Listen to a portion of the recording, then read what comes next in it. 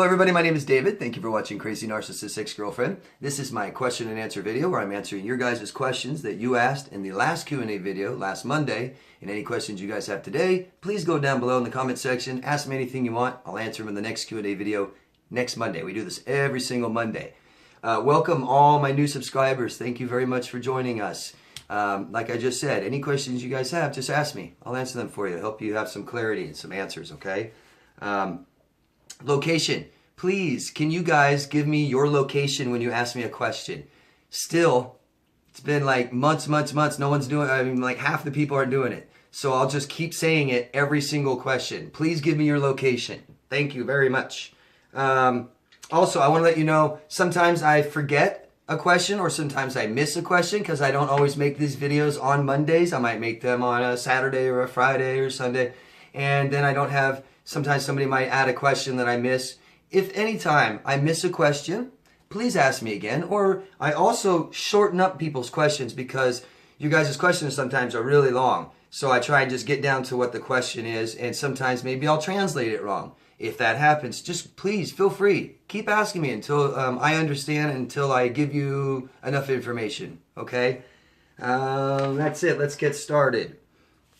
Jestara from Ontario, Canada. Hello, Jestara. Can you talk about psychopaths and what makes one and their behavior in relationships compared to narcissists and borderlines?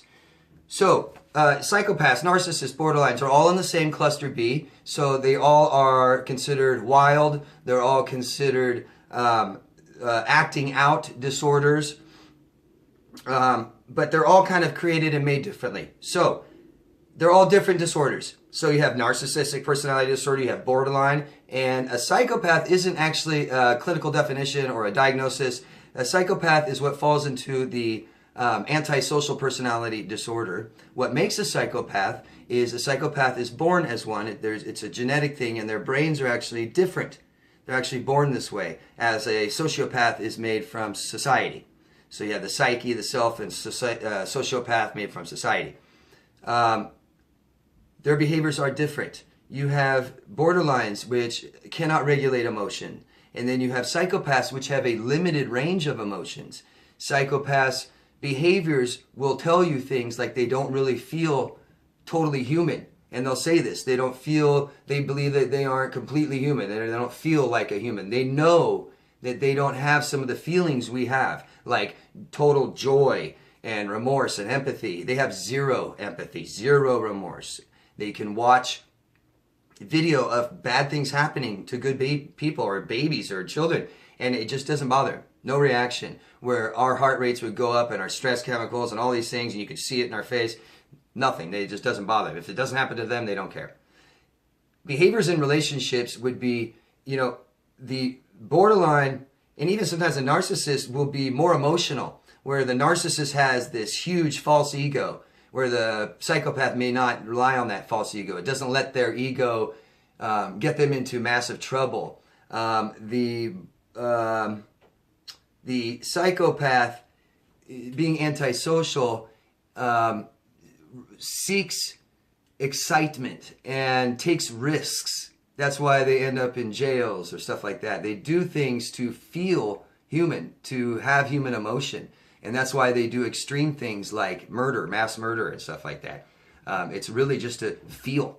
They literally just don't feel much. So they aren't going to be in this way emotional relationship with you. They're just going to leave. See ya. You know what I mean? They might stay in a relationship to completely scam you, things like that. But they aren't going to do the massive emotional fighting that borderlines do. Hope that helps. Christina from San Diego. Hello, Christina. What is a sociopath compared to narcissist? Okay, sociopath is antisocial. And like I said before, sociopath is made by society. It's made by the environment. So it's nature versus nurture. Compared to a narcissist, the sociopath, like I said, doesn't let their big false ego get in the way of things and get them in trouble. A sociopath is less afraid of the law. You have, I think, 60% of people in American prisons are sociopaths. Narcissists may tend to abide by the law more. Antisocial means you're going against society. You're against society rules, norms, laws, things like this, where the narcissist may abide by those still, or may kind of, ride along society like you're supposed to. Hope that helps, Christina. I also had a question that I missed last week. I can't remember who it's from, but I do remember the question, and it was, what's the difference between an alpha male and a narcissist? Well, I would like to think an alpha male is actually a good guy. This is the guy that is responsible. This is the guy that takes care of his family. This is the guy that, really wants to be a good man and is a good man. The alpha male that talks down to people and tries to get better themselves by knocking people down and being very disrespectful, that would be considered more of a narcissist or narcissistic. I believe that a true alpha male doesn't mind leaving himself vulnerable, where a narcissist will not leave himself vulnerable. I hope that makes sense. You have good behavior, bad behavior, period. A true alpha male does want to be top dog in the room, but unless you're shallow, fake, and manipulative and all that, then you're a real alpha male. If not, you're a manipulator. You have a false ego. You really feel like shit about yourself. Something that's very common is we mistake people talking down to people as confidence. And it's not. Sometimes we see someone that's, oh yeah, hey, do this, do that. Oh, you're just a little this, you know what I mean? And people think it's funny, and we think that person's confident, but they're not. Confident people don't talk down to people and hurt people and do things like that, okay? Shar from New Jersey. Hello, Shar. How do narcissists act when they're alone? Rages. Do they know they suffer from a mental illness? Do they talk to themselves? So it's not a mental illness. It's just a personality disorder. And do they talk to themselves? I don't know. Sometimes I talk to myself. How do they act when they're alone? I wouldn't know because they're alone. Okay? But something common that people think that narcissists just absolutely can't be alone. That's not true. Narcissists can be alone. They like to feed off people, and they do need that, but they can be alone, unlike most borderlines that can't be alone. I don't know if they go into rages. I wouldn't know what they do alone when they're alone. I just know that they can be alone. They do slip into depression sometimes when people injure them, but I don't know how they are alone. Sorry, Shar. Ask a narcissist. Ask HG Tutor. Sue from California. Hello, Sue. How do I defend myself against my children who are now in college and are exhibiting traits from their father? So I'm imagining your ex-husband is a narcissist. You have 2 children by him, and they are grown up now in college, but they're exhibiting narcissistic traits. What do? Well, you kind of have to treat them the same as any other narcissist. I know you want a relationship with them. If you can find a way to have a relationship with them and still protect yourself and have your boundaries and not get hurt, not get used and abused and all these things, great. Great. Horrible situation, and I'm very sorry, Sue. That's awful. Awful. You kind of feel like you lost your children, huh? A lot of times your children could have CPTSD, okay? And CPTSD makes people do all kinds of crazy things. They make us act like borderlines and narcissists. They make us do toxic things. They make us very impulsive. They make us feel like everyone's bad and treat them bad and defend ourselves by being bad to people and label everyone a narcissist, stuff like that. So maybe your children are experiencing things, symptoms of CPTSD. Maybe they aren't narcissists. I don't know. But, the really thing that's important here, Sue, is to know that they're grown up. And you've been their mother, you've done your job, and now they're grown up, okay? And you can't change them. You can't be there for them anymore if they don't want you to be. If they don't have respect for you and they don't respect your boundaries and they do things to you that are toxic and abusive and mean and make you feel bad, then you can't have them in your life. And you can present that to them as their choice.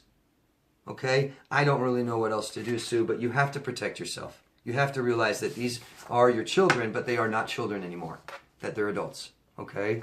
And, it's time to get over the shame and guilt if you have any. You can apologize and you can tell them if you want to. But, if these are people that are truly narcissists and they want to abuse you and they don't care, not much you can really do anymore. I'm so sorry. Good luck. Jay Strada from Portland. Hello. I'm learning what shame is. After watching your videos and others, I feel like I'm going backwards in my recovery now. What do I do?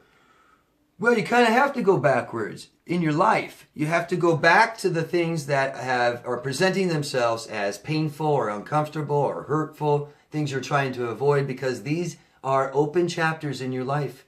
You need to go back to them, figure them out, and close them and move on. Okay?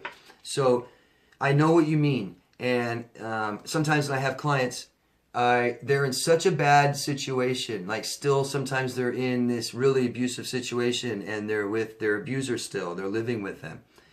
And my first goal for them that I want them to do is get away from them. They have to be strong when they're with an abuser, an emotional abuser, psychological abuser. They have to stay strong. So I notice when I start talking about people's shame with them, it tends to break them down. It breaks down some walls. And it makes you vulnerable. And this is a good thing. This is how you deal with your shame. But you have to be in a safe environment. Okay, so I always try and get that done first to make sure they're in a safe environment before you start talking about shame. The best thing you could do is find someone to talk to about this. It really helps. It really helps. These are hard, difficult things to deal with on your own.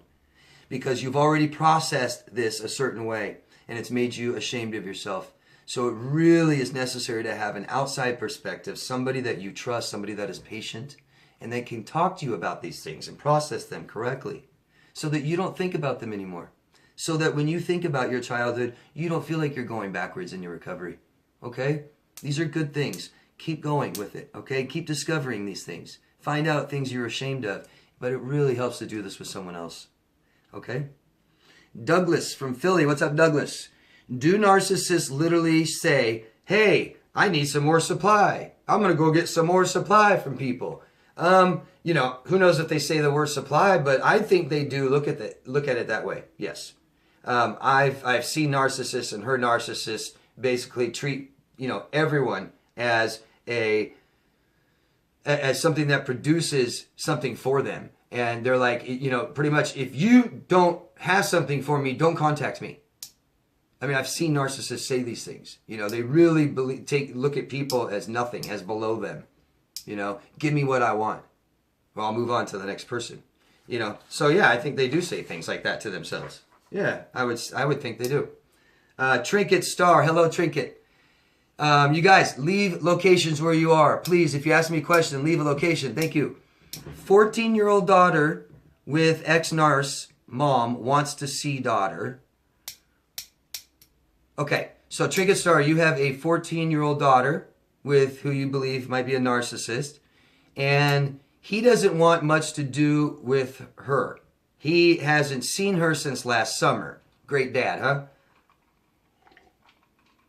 But his mother, who is nasty and controlling and sick and disordered, wants to see her, and she calls your daughter's phone and bribes her and says, come over, I've got presents and things like that. And you want to know, is this some kind of ploy by the son or by the daughter maybe? And I'm not sure who you're asking, like, is this a ploy?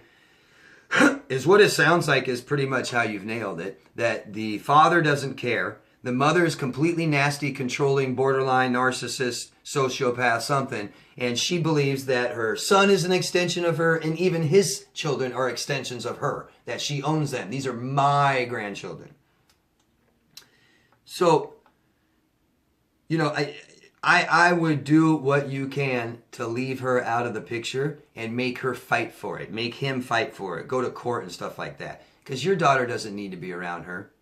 You know what I mean? Change the phone number if you need to. Don't give it to the dad. You know what you can do is you can go in your daughter's phone and you can go to the number, her number, and then hit block user or block call. And every time she calls your daughter won't even know. Okay? That might help. Sorry I couldn't help you anymore. Hope that helps somewhat. Thank you, Trinket. Jeannie, I've been hiding and shutting down. How long did it take you to be free of this? What you're doing is normal reaction, Jeannie. We want to, you know, be a recluse and seclude ourselves from people, and we're scared and we don't trust people, and we're scared of our own emotions, our own feelings. So don't worry, what you're doing is normal. It's a normal reaction to this stuff, okay? How long did it take me to be free of this? It took years. It took years, I'm not going to lie. But, you know, for 4 years after a 10-year relationship was ended, for 4 years I felt like crap, and I didn't know what she was. I didn't know what I was experiencing. I didn't understand. And I did everything I could, from being, you know, drinking like crazy, and then I worked like crazy, and then I worked out like crazy, got in the best shape of my life, and quit everything and became so healthy. And none of this worked. And I tried dating, and that was horrible. And I finally said no more dating. And I didn't date for 4 more years. So what it took was time, and then understanding what's going on. That's what it really took, to know why I'm feeling this way, to know that it's not my fault, to know that I did do things and what I did and how I can change it, going back in my childhood, you know, finding these things that made me feel ashamed of myself and talking about it and feeling better about it. So it's a long process, I'm not going to lie, and it takes years, but there's things that you guys can do to help it. So you get away from toxic people. It helps your head heal, okay? Sleep better, eat better, exercise. These make these feelings go away. You have to talk about your issues. Talk about these relationships so you free yourself of any guilt or any shame that you have, okay? Then you go back to your childhood and start closing open chapters, okay? It's about time, and it's about what you do. Okay, so you can watch videos, you can read, you can do all these things, but you have to put in some work. There are things you have to do. And just let it take its course. Let time take its course. Take your time, guys. Take your time. It took you a long time to get here. So it might take a long time to get out of it, okay? Shar again from New Jersey. Hello, Shar. Do these people know that dark clouds are over them, and do they think it's normal? Yeah, I think that a lot of cluster Bs believe that there's a dark cloud following them around all the time, and that it's normal. Some cluster Bs, like psychopaths, believe that everyone thinks the way they do. They believe that, you know, if I want something from you, anything I do to you to get that is okay. And they think that everyone thinks that way. So, and, you know, these are, you know, cluster B personality disorders are usually born out of a lot of abuse, neglect, abandonment, things like this. It's depressing. They're sad. They're scared. They're anxious. They're, you know, all these things. So they think, you know, you have borderlines that think, and narcissists think the whole world's against them anyways. They think that every single person has shit on them, and everyone has hurt them and taken advantage of them, and everyone's bad except them. So yeah, they think a dark cloud follows them. Yeah. Yeah. Mandy from the Netherlands. Hello, Mandy. Okay, so there's been no hoovering for 3 months now, and it hurts. Why no hoover yet? So I talk about this all the time. I have videos on hoovering. I suggest you watch them, Mandy. Most of the times, narcissists or borderlines don't come back into your life after a relationship, after a breakup, even if they break up with you or you break up with them. The reason they don't come back, one, they know they were bad to you. They know that they were bad to you. I don't care what they say. They know that they were bad to you.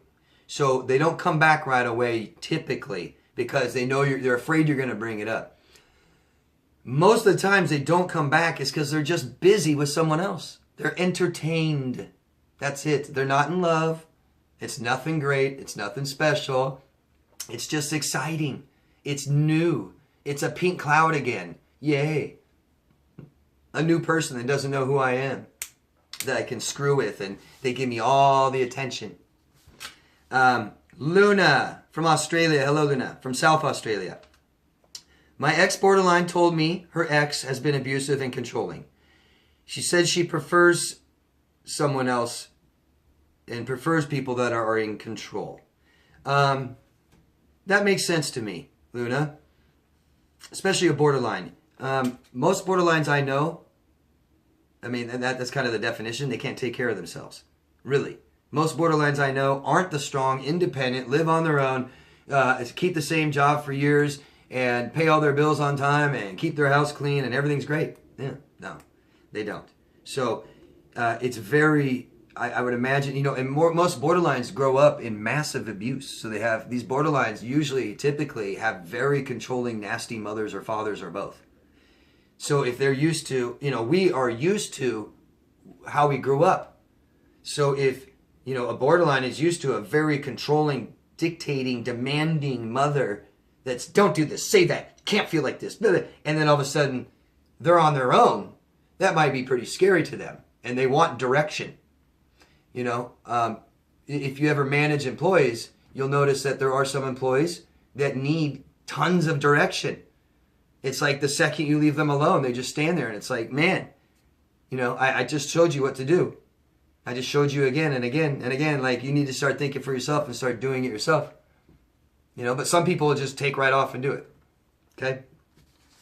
That is it for part 1. Okay, this is it, and please stay tuned for part 2. Like I said, any questions you guys have, go down below, and I will answer them next Monday, okay? Thank you very much. If you could, please vote for me, up or down. Let me know how I'm doing, and go ahead and give me a comment, okay? And if you could, add this video, put it out there in social media, maybe add it in a group or a forum, things like that, to get this information out there for other people that don't know, okay? Thank you. I'll see you in part 2.